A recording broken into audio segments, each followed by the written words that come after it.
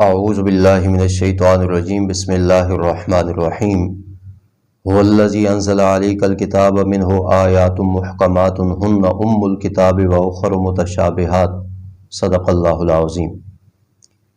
سورہ آل عمران کی آیت نمبر 7 کا حصہ تلاوت کیا ہے۔ اس سے پہلی آیات میں اللہ تعالیٰ نے اس موقع پر دلائل پیش فرمائے کہ الہ اور معبود صرف اور صرف میں اللہ تعالیٰ کی ذات ہے۔ نجران کے وہ نصارہ جو حضرت عیسیٰ علیہ السلام کو الہ، خداوند تعالیٰ کا بیٹا ثابت کرنے کے لیے آئے تھے، تو ان دلائل کی روشنی میں انہیں جواب دے دیا گیا۔ اب دوران مباحثہ ان کا ایک اشکال یہ تھا کہ ہمیں قرآن کریم میں سے ایسے الفاظ ملتے ہیں عیسیٰ علیہ السلام کی بابت جس سے معلوم پڑتا ہے کہ وہ اللہ تعالیٰ کا جز ہیں، اللہ تعالیٰ کے بیٹے ہیں، ان میں خدائی صفات ہیں۔ اب وہ کون سے کلمات ہیں عیسیٰ علیہ السلام کے بارے میں؟ جیسے کلمت اللہ یا روح اللہ کا لفظ اللہ تعالیٰ نے حضرت عیسیٰ علیہ السلام کی بابت استعمال کیا ہے۔ اب وہ کہنے لگے کہ جب عیسیٰ علیہ السلام کلمت اللہ یا روح اللہ ہے تو معلوم ہوا وہ اللہ کا جز ہیں، اللہ تعالیٰ نے ان کو اختیارات، طاقتیں دے رکھی ہیں، وہ اللہ تعالیٰ کے بیٹے ہیں۔ جب انہوں نے یہ استدلال کیا تو اس پر اس آیت کریمہ میں جواب دیا گیا۔ فرمایا اللہ تعالیٰ نے جو قرآن کریم نازل کیا ہے تو اس میں دو طرح کی آیات ہیں، کچھ محکم ہیں اور کچھ متشابہ ہیں۔ محکم آیات انہیں کہا جاتا ہے جن کا معنی بھی معلوم ہوتا ہے اور ان کی مراد بھی معلوم ہوتی ہے۔ قرآن کریم کا اکثر حصہ آیات محکمات پر مشتمل ہے، اور اسی کے ساتھ انسان کے عقیدے اور نظریے اور انسان کے احکام اور عبادات کا تعلق ہے کہ آیات کا ترجمہ مفہوم بھی واضح ہوتا ہے اور ان کا مراد وہ بھی معلوم ہوتی ہے۔ دوسری آیات ہوتی ہیں متشابہ، کہ ان کا معنی اور مفہوم معلوم نہیں ہوتا، کبھی معنی اور مفہوم معلوم نہیں ہوتا، مراد چاہے جائے کہ معلوم ہو۔ کبھی متشابہات ایسی بھی ہوتی ہیں کہ ان کا معنی اور مفہوم معلوم ہو جاتا ہے لیکن مراد تک پہنچنے میں مشکل ہوتی ہے۔ کبھی معنی معلوم نہیں ہوگا، مراد کیسے معلوم ہوگی؟ جیسے حروف مقطعات ہیں، 29 صورتوں کی ابتدا میں ہے الف لام میم ہا میم عین سین قاف وغیرہ، ان کا ترجمہ ہی معلوم نہیں۔ جب ترجمہ معلوم نہیں تو ہم اس کی مراد تک کیسے پہنچیں گے؟ یہ بھی متشابہ آیات کا ایک نمونہ ہے۔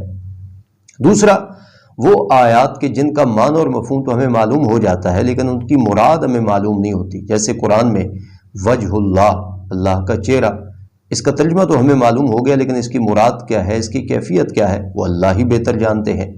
یہ ید اللہ کا لفظ قرآن میں استعمال ہوا ہے، اللہ کا ہاتھ، ترجمہ تو معلوم ہو گیا لیکن مراد کیا ہے اللہ بہتر جانتے ہیں۔ تو یہ متشابہات کی دو صورتیں عموماً مد نظر رہنی چاہیے۔ تو آیات مطلقاً دو قسم پر ہیں، محکم اور متشابہ۔ تو انہیں بتایا گیا کہ جو حضرت عیسیٰ علیہ السلام کے بارے میں تم موقف لائے ہو نا کہ عیسیٰ علیہ السلام خداوند تعالیٰ کے بیٹے ہیں، الہ اور معبود ہیں، ان میں خدائی صفات ہیں، تو اس پر کوئی محکم آیت پیش کرو، کوئی ٹھوس آیت کریمہ پیش کرو جس سے واقعتاً معلوم ہو کہ عیسیٰ علیہ السلام کے پاس یہ کمالات اور اختیارات ہیں۔ جن کلمات سے تم استدلال کر رہے ہو وہ تو متشابہ ہیں، اور متشابہات سے عقیدہ و نظریہ ثابت نہیں ہوتا۔ آج بھی یہی وتیرہ ہے لوگوں کا کہ وہ آیات محکمات کو چھوڑ کر کے ان آیات سے استدلال کرتے ہیں جو متشابہ ہیں، سرے سے ان کا معنی معلوم نہیں، اگر معنی معلوم ہے تو پھر مراد معلوم نہیں، وہ ایسی آیات سے استدلال کر کے عقائد و نظریات کو ثابت کرنے کی کوشش کرتے ہیں۔ جیسے کہ ایک آیت کریمہ ہے قد جاءکم من اللہ نور و کتاب مبین، اس آیت کریمہ کو پیش کر کے آپ صلی اللہ علیہ وسلم کی ذات گرامی کو نور ثابت کرنے کی کوشش کی جاتی ہے۔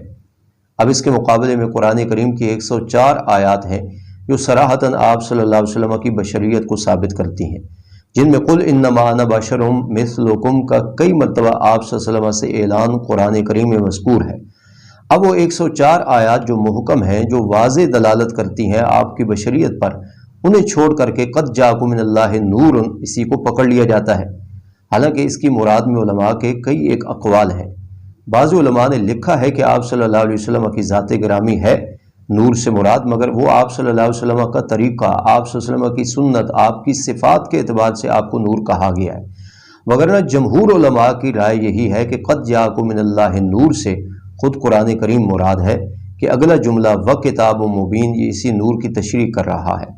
تو جب یہ ایک آیت کریمہ جو دو معانی اور مطالب رکھتی ہے، اور جمہور کی رائے یہ ہے کہ خود اس سے قرآن مراد ہے، اب لوگ اسی کو بار بار پڑھتے ہیں، اسی سے بار بار استدلال کرتے ہیں، اور وہ آیات جو صراحتاً آپ کی بشریت پر دلالت کرتی ہیں انہیں چھوڑ دیتے ہیں۔ تو یہ بعینی ہی وہی وتیرہ ہے کہ محکم آیات کو چھوڑ کر دینا اور متشابہ آیات کے پیچھے پڑ جانا۔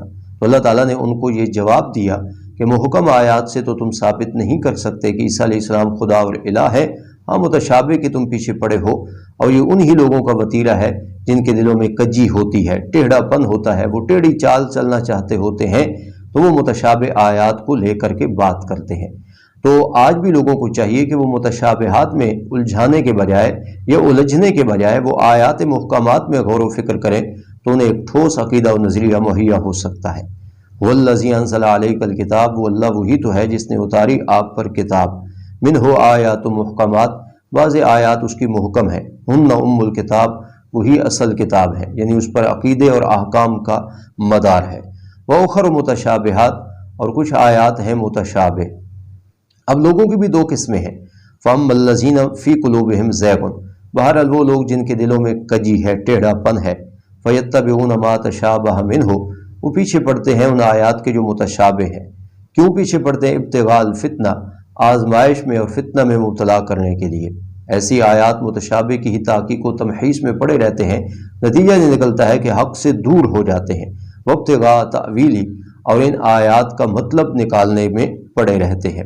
تو جن لوگوں کے دلوں میں کجی ہے ان کا سارا فوکس متشابہات پہ ہوتا ہے، عوام میں بھی وہ متشابہات کو ڈسکس کرنے کی کوشش کریں گے، حالانکہ وَمَا يَعْلَمُ تَأْوِيلَهُ إِلَّا اللَّهُ، ان آیات متشابہات کا حقیقی علم صرف اللہ کے پاس ہے، اللہ کے علاوہ کوئی ان آیات متشابہات کی حقیقی مراد کو جان نہیں سکتا۔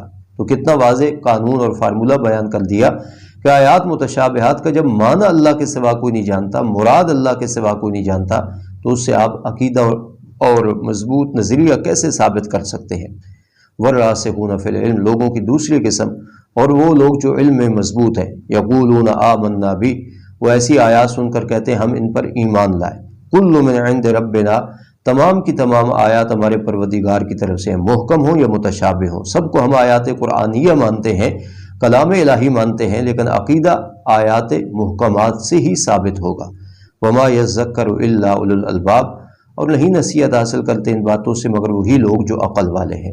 تو اس آیت میں ان کے اس اشکال کا جواب دے دیا گیا کہ ایسے کلمات سے قطعاً عیسیٰ علیہ السلام کو خدا ثابت نہیں کیا جا سکتا، اس کے لیے ٹھوس آیات چاہیے، اور ٹھوس آیات تو بتا رہی ہیں کہ حضرت عیسیٰ علیہ السلام ماں کی گود میں بھی کہہ رہے ہیں انی عبد اللہ، اور وہ اپنی قوم بنی اسرائیل کو بھی اسی بات کا درس دیتے رہے کہ الہ اور معبود صرف اور صرف اللہ ہے جو میرا اور تم سب کا پروردگار ہے۔